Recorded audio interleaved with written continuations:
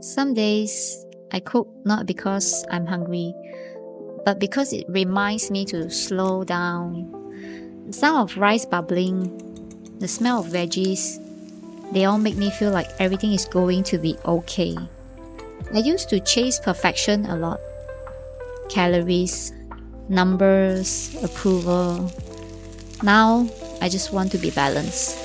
A meal that feeds my body and my peace.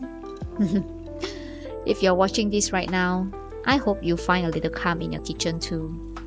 And hey, if you like this kind of slow, healing cooking, follow me. And leave a like.